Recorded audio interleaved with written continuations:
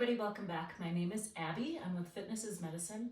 Today we're going to do another great strength training workout you can do in your home with minimal equipment, very minimal space, and easy to follow directions. Come into these workouts warmed up and ready to move. 5 to 10 minutes of a cardio workout just to get your heart rate up a little bit, get your muscles and joints warmed up and ready for movement, and your mindset ready for movement.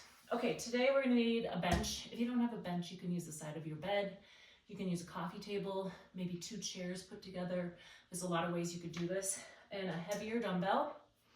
And then we're gonna need a step, and you can just use that heavier dumbbell in that exercise as well.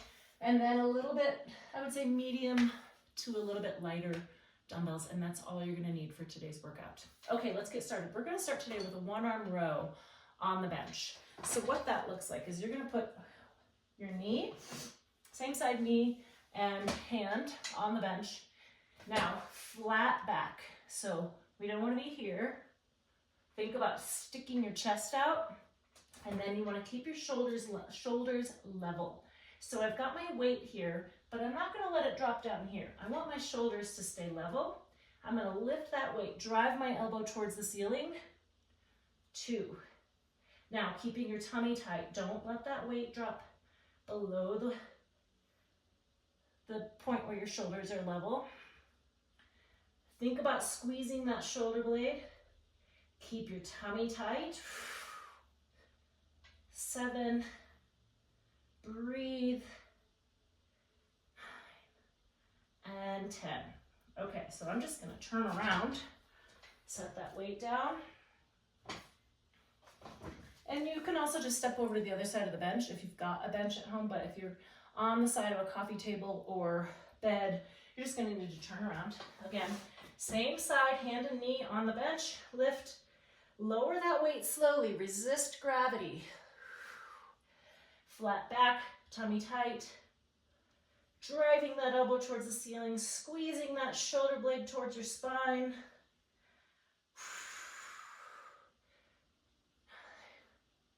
And 10. Good. Okay, I'm going to push my bench out of my way. You've got a small space to work with, that's no problem. I've got a small space here. Okay, next we're going to do up and overs on the step. So I'm actually going to go this way. Make sure my step is all put together there. Now I'm going to use my heavier dumbbell that I was just using, and I want you to go up and over. So if you don't have a step like this, like if you're just using the side of your staircase, just go up and down, and then switch, just turn around, switch sides. So I'm holding one weight on one side, and the reason for that is so I have this hand available for, I'm going to switch hands now. I've got this hand available for hanging on to something. So ideally I would have my step turned so that it can hang on regardless of where I'm at. I just want to have my step turned. My step's going to fall apart there.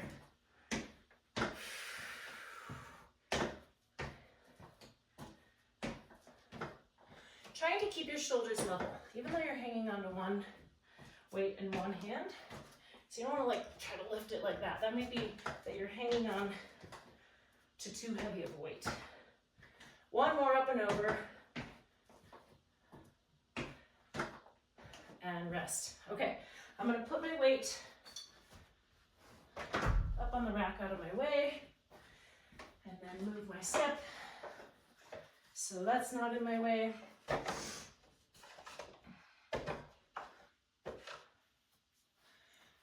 Okay, now I've got my lighter medium dumbbells. We're going to do a shoulder press. So bring those weights up to the height of your shoulder. I'm going to be standing in just like a staggered stance. Press up. Now you can either keep your elbows out like this, or bring your elbows in close, and that might feel better if you do have any shoulder pain.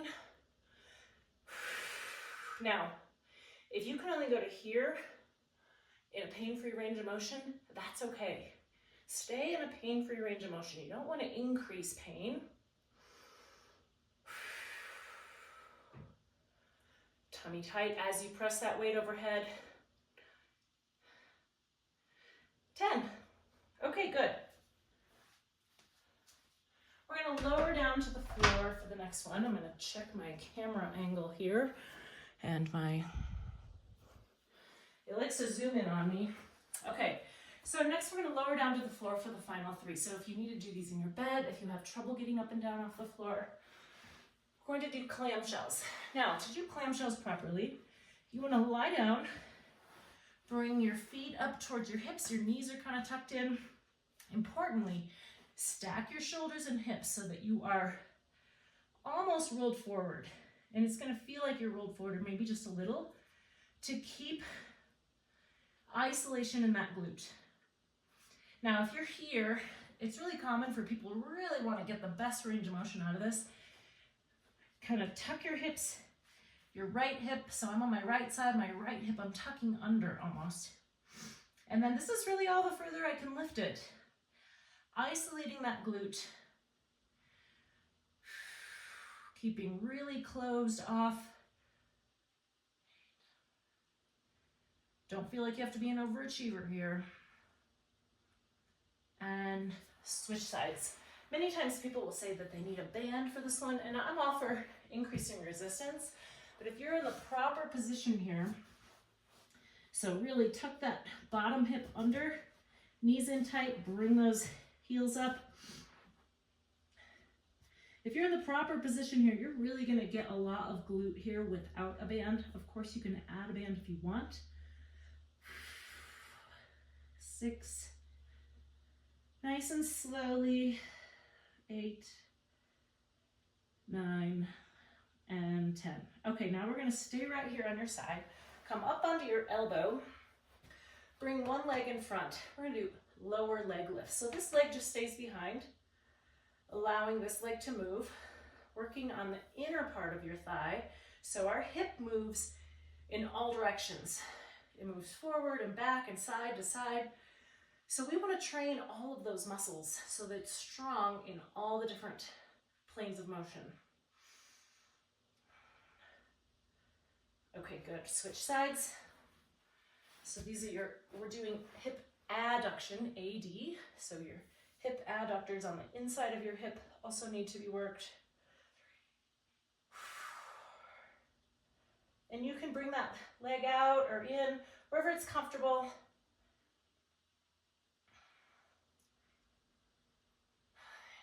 And 10. Okay, last one. We're just going to roll over onto your back.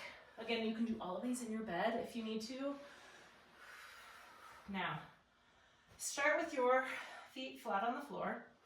Flatten your back, and we're going to do bicycle abs. So what you can start at thinking at is you've got one leg straight, one leg bent, and you're going to switch them. So if you're able to do that while keeping your back flat. Now, if you find you can't keep your back flat or you're having back pain, just keep your knees a little more bent. So we're shortening that lever a little. It's physics. Shortening and lengthening levers can make things easier and harder. And working in your safety zone, I'm not going to say comfort zone because sometimes it's a little uncomfortable but not painful. We don't want to ever push through pain. So if you're having back pain, shorten those legs. Really work on flattening that back to the ground. Okay, great. Go through all of these 1 or 2 more times. Add a little cardio in between. If you don't have time to add the cardio in between, just start over at the 1-arm row and then move along through them.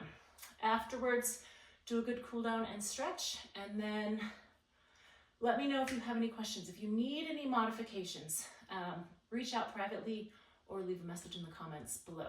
Okay, have a great workout, and we'll see you next time. Thanks, everybody.